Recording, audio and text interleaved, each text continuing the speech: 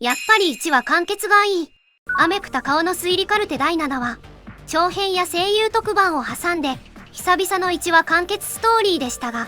不可解な事態が一つのヒントを経て、急速に点と点がつながって解決へと至る。ミステリーものとしてのキレの良さを改めて感じさせるエピソードでした。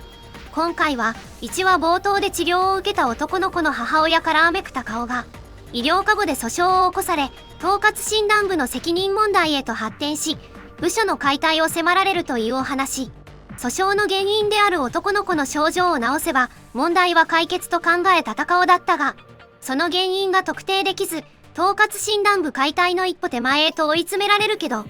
最終的に母親が手の込んだ仕掛けで自分の子供に症状を起こさせるよう仕組んでいたことが発覚。高尾の疑心疑惑も部署の危機も去りましたとさ、というお話なんだけど、やっぱり1話完結エピソードの方がお話のテンポや爽快感があっていいですね。登場人物もそれほど多くない事件だったし、母親が代理ミュンヒハウゼン症候群、わざと子供を病気にしてそれを海外しく面倒を見ることによって周囲の同情を買い、心の安定を図る精神疾患だったということで、1話からの伏線が全てつながる。納得の回収をしてくれたのも良かった。アメク先生の判断が誤審であった。だから訴訟を起こすという母親の主張にそもそも疑問があるし、自分が与えているジュースが子供の不調原因の可能性があるのに、翌日もしっかり飲ませていて、それでも母親本人は看護師資格を持ってるという、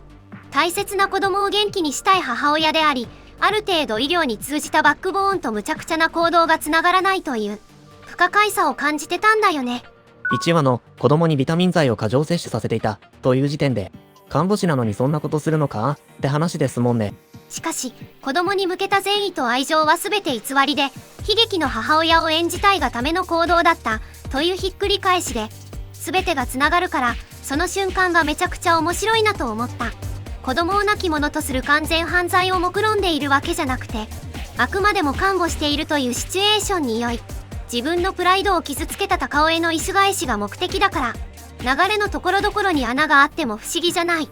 今回は劇中、人の気持ちを察するのが苦手だからこそ、論理で物を考える。論理的じゃないことを受け入れるのは、自分を曲げることと同義だと高尾は言っていたけど、代理ミュンヒハウゼン症候群の知識がなかった場合は、母親が黒幕という事実にもたどり着けなかったのかもしれないな、と思えてしまう。逆に知識としてそれを持たずに、人情で物事を判断してしまう人物だったら、母親が犯人であるという確信を持っての推理披露はできなかったかもしれませんね。